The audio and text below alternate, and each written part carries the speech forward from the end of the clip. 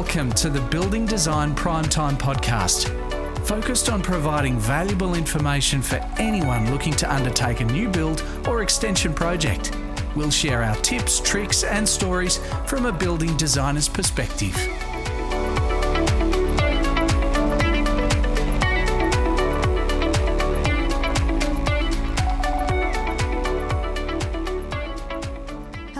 Welcome to the Building Design Primetime Podcast. I'm your host, Amelia, and once again we're joined by Frank Eskis. Afternoon, Amelia. Afternoon. We're back at it again on a miserable winter's day here in Launceston. It is filthy out there. It's pretty gross outside, but we're in lovely heated room. Yes. Got sipping on our glass of Tasmanian wine. Yes, from our friend Russell and Suter Vineyard. Thank you very much for the Pinot Noir.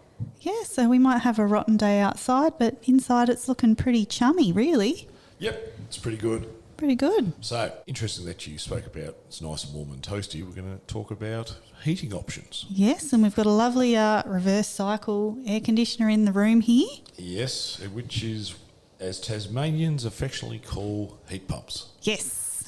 Because it gets used for heating a lot more than cooling. That's right. Let's be fair, these things are amazing. But look, we'll get into that a little bit further. But we're basing a lot of our discussions in Tasmania because we focus a lot more on the heating because of our climate zone here. And it's good to review what's actually available because some people don't realise some of the newer options out there, even some of the older options that have come back in vogue again, because it comes down to the type of heating you like. Some are a lot nicer than others. Some will dry your eyeballs out when you walk past them. Yes. And others just feel really cosy. They do. Just feel amazing. Yes. And it comes down to what your house, how it's built, how old is it, how do you like to live in the house? Do you like walking around in your shorts and T-shirt all year? You know. Are you happy to put a jumper on? Are you, to reduce the amount of energy that's being used. Yes. Because that's a big part of it, and you've got your energy bills, and everyone talks about it's gone up considerably over the last 4 or 5 years. Now, we're not going to discuss that because we've got our own opinion on a lot of that. Sorry. Sorry, a fly just jumped into Amelia's wine glass. For the second time, I thought I got rid of that damn fly. It's loving the taste of that nice Pinot. Oh, man. Rude. Yeah, it was a bit rude. Yeah, you're throwing my train of thought out. Right, that's it. That fly's going down. It's gone. What's it doing? It's winter. Get out of here. Now, all right. Where were we? Yeah, heating. So, talking about what is most comfortable. Interestingly, we're going to do it from a colder climate perspective. So, it is going to look at what's most efficient and useful and what resources are available to run it, which might sound like a weird thing to say, because you could be running it either electrically, gas, wood, pellets, ground heat. You know, there's all these different ways of heating your home. Yeah, some of those I've never even heard of before. Yeah, so we'll get to those. We've been fortunate to do a couple of these. So I'll start with the standard, and it's all over the world, reverse cycle systems. I mean, the level of efficiency out of these are amazing. They're pretty good. You know, but the heat isn't the nicest. I'd have to agree with you there. It's not the same as, sitting in front of a nice wood fire or something like that. And we'll talk about that option, because that's still pretty popular, or it's become more popular. Bang for your buck, reverse cycle heat pumps, they are amazing. I cannot believe the efficiencies out of them. Where I find the efficiencies fall over is around a lot of places in Australia, they go for ducted systems. Yes. They lose a fair bit of efficiency, as I understand, where all the ducts run above the insulation and you've got penetrations through the insulation, generally on a single-storey home. Other places with timber floors, you can run them under the floor, but you lose heat through the ducts because they're generally not insulated. They're just flexi ducts. Yeah. So you always want to try and keep your unit inside the insulated box to get the best efficiency out of it. But there's one problem I have with reverse cycle, whether in the ceiling or on the wall. What's that? They're ugly. Oh, they're so ugly plastic. Yeah, I agree. They're not pretty filthy to look at. Why can't they design them to be stylish? I think Fujitsu did some really nice ones, but most of them, they look horrible, and after 10 years the plastic fades and all that. Yuck. Yeah. Yeah. So I like the ceiling ones. They're a bit better, but they can look a bit grotty once all the air and grease sticks to the fins. Yes. We've got one of those, and you've got to clean it pretty regularly. Yes. The floor-mounted ones, our kids like chucking Hot Wheels cars down there and breaking the fins off. Oh, no. You may laugh, but they look, bang for your buck. They're awesome, easy to install, and you get great results straight away. Very common here in Tassie. Yep. So is the ducted ones. For an average, say, 200 square metre home, you're going to be dropping about $15,000 for a fully ducted. Whew. But they are pretty cool. Yeah. Excuse the pun. They work very well, but they do lose the level of efficiency compared to split systems because they're inside the insulated box. Yes. The other one to talk about is underfloor heating. Oh, this is nice. Oh, yeah. Walking on a warm floor. Is there anything better? Yep. It's nothing much better than that. It's like having a permanent set of Ugg boots on. Yes. But there's many types, and during the 70s and 80s, they brought electric, and they were put into the slab, and they were stupidly expensive because you had to spend time heating the slab up. There was no insulation, highly inefficient. But now there's a lot of other options. Hydronic heating systems, so there are many versions of hydronic, but running hydronic, which is I'll just use the term water, running through pipes in your slab. But That then warms it up. Then you put a heap of insulation in the slab to keep the heat in the concrete. This is a beautiful heat. I'd be keen to walk on a slab that's got that underneath. Yeah, well, I suppose it wouldn't be any different. Like, it's quite common in bathrooms, en suites, to put under tile heating. Yeah, exactly. Keep your tootsies nice and warm. Yeah. When you go for a shower. Yes. The embedded pipes in concrete slabs, there is a technique how to do this, and you've got to be careful what shovels they use when they pull the concrete and how they pull the concrete so it doesn't shift or they pierce the pipes. So I've seen them keep water pressure on the pipes while they're pouring concrete, so if someone nicks it, you'll blow water out or the coolant out, and then they can fix it straight away. Yes. Just sucks trying to fix it when it's set.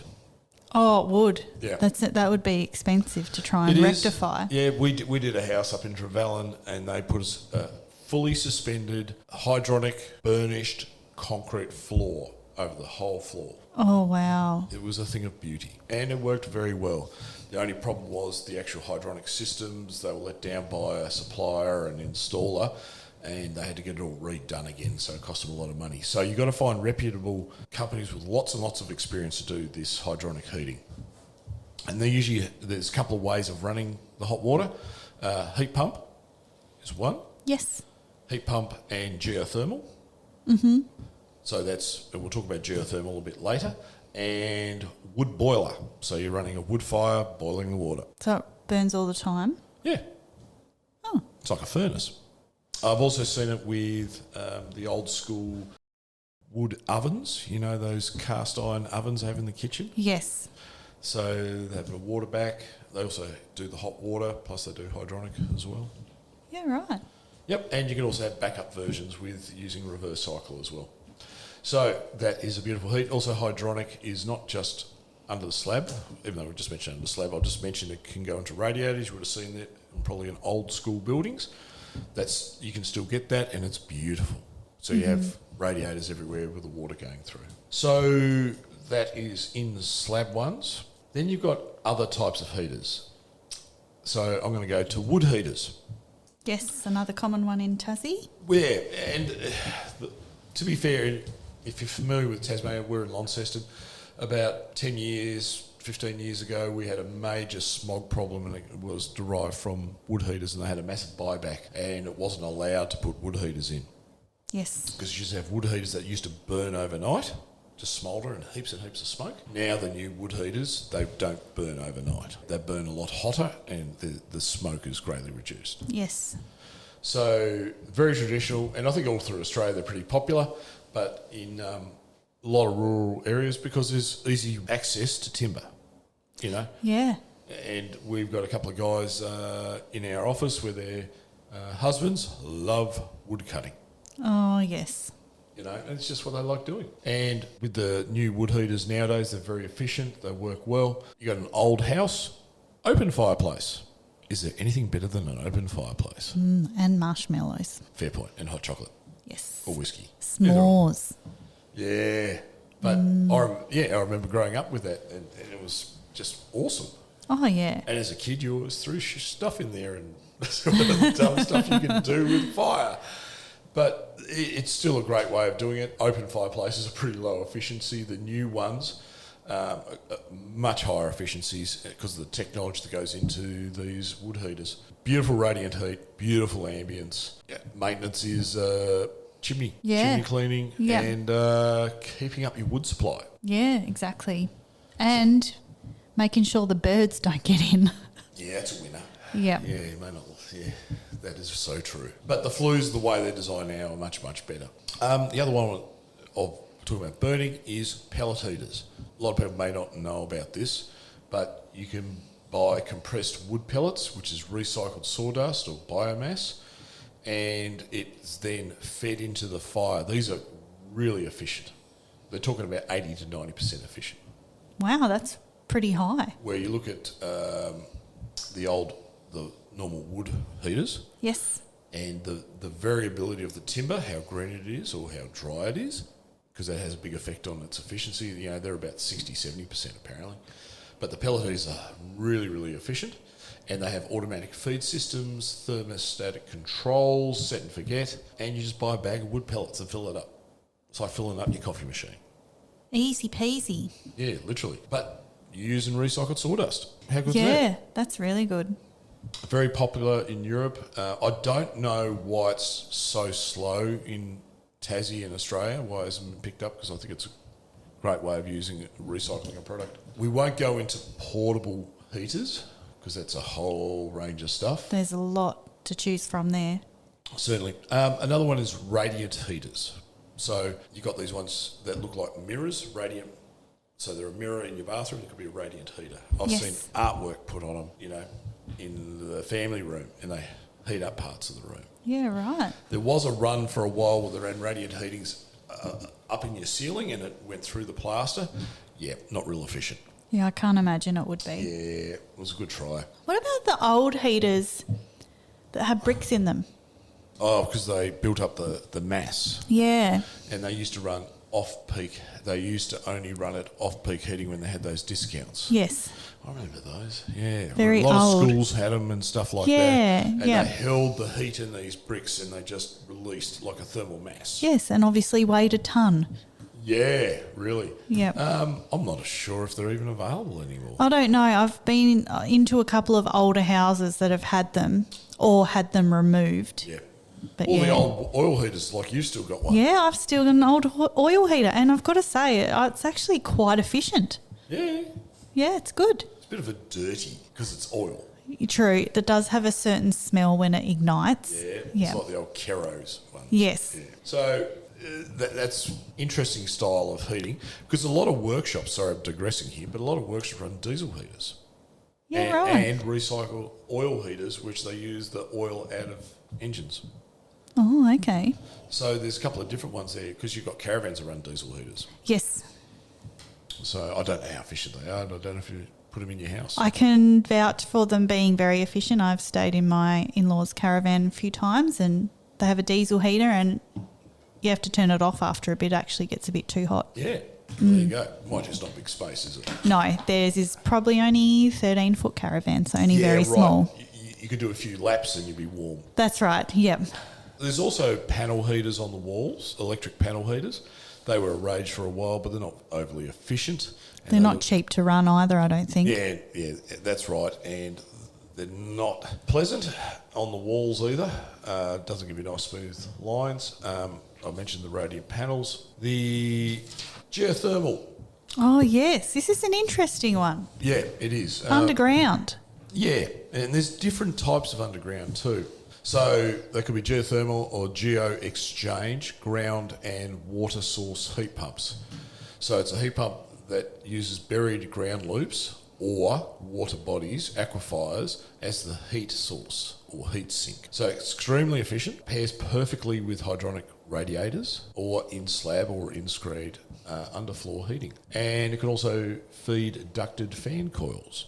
We did one out at Rosevears, which is in the Tamar Valley, and we remember that one. That was a closed loop horizontal in slinky trenches.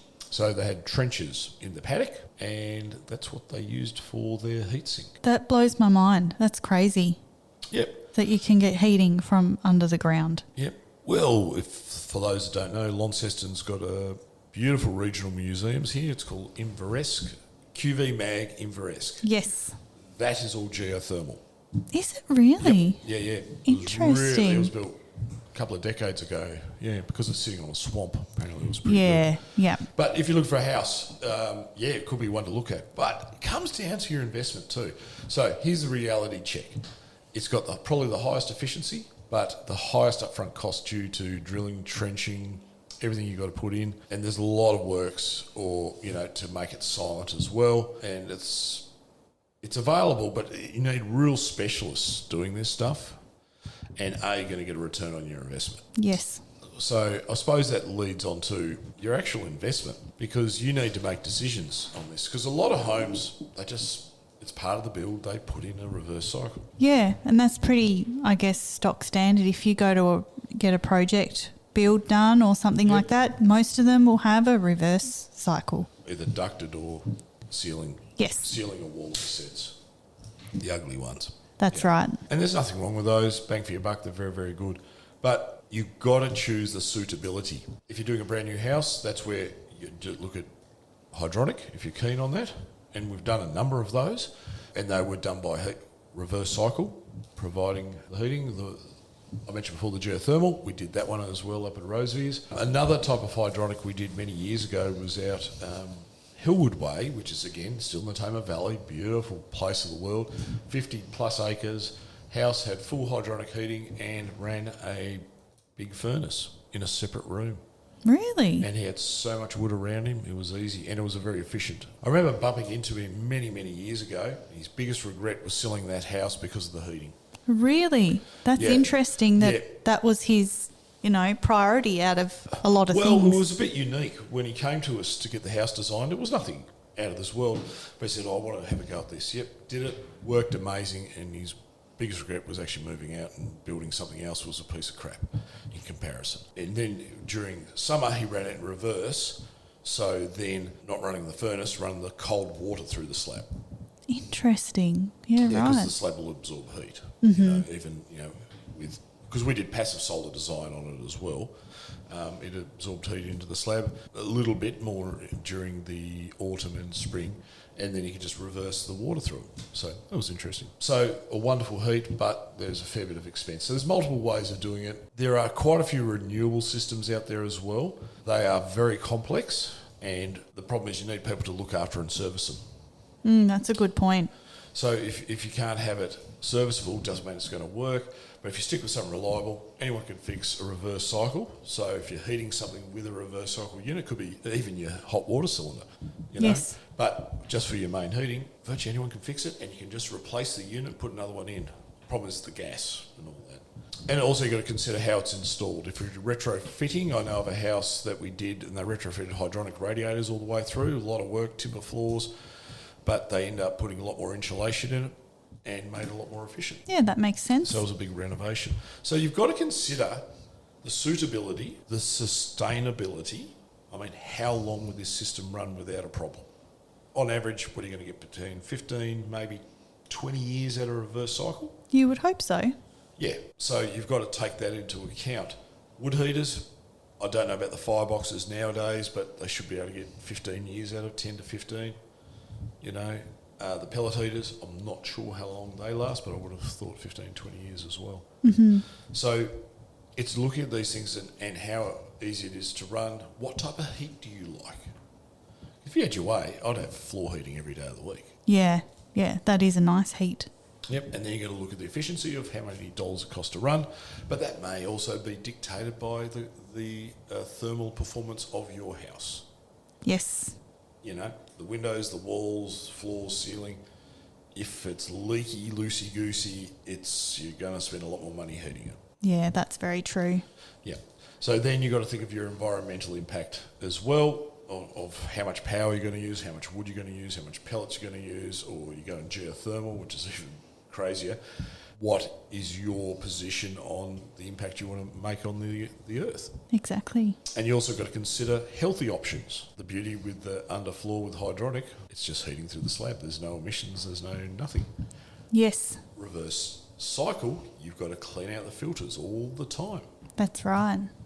And if you didn't know that, please go check your filters. And Oh, yes. it's disgusting. Yes. So Go vacuum them. Yeah, clean them out, pull them out, or get a professional in. That will do it. Yep.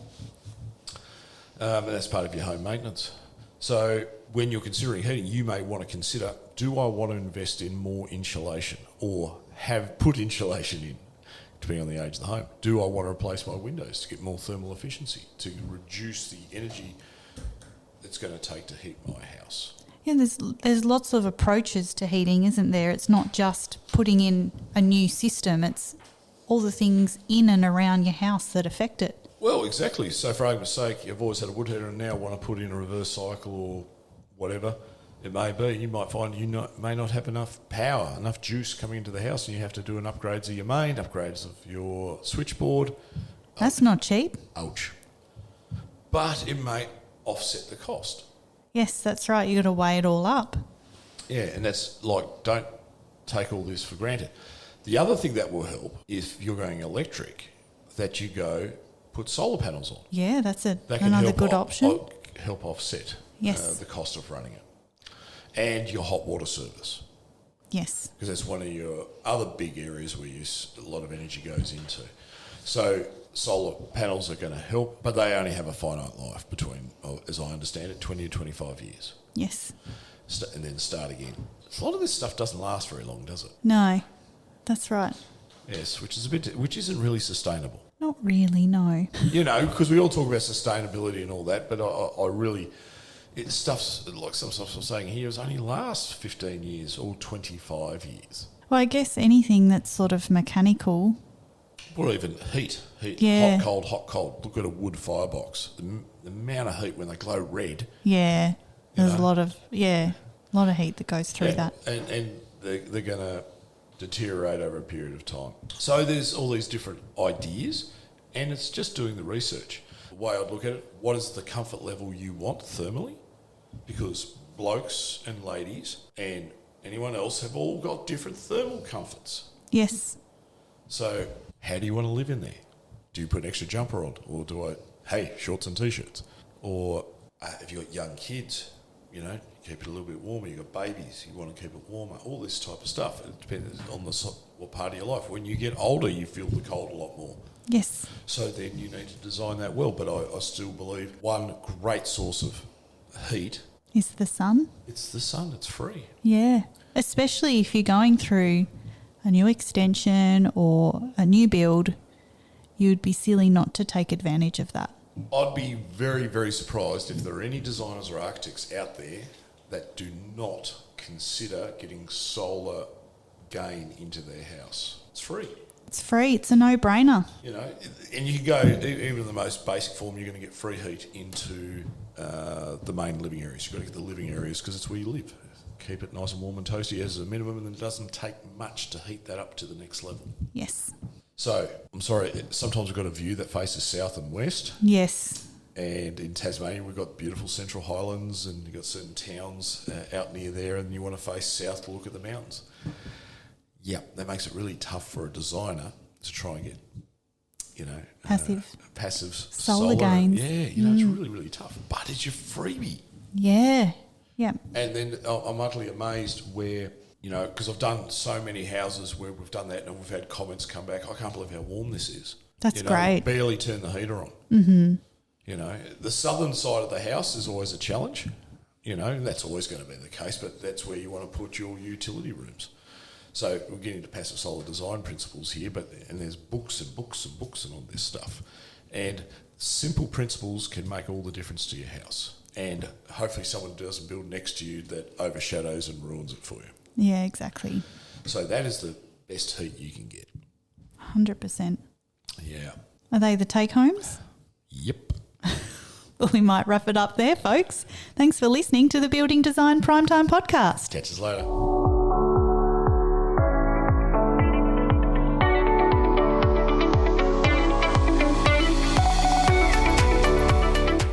listening to the Building Design Prime Time podcast.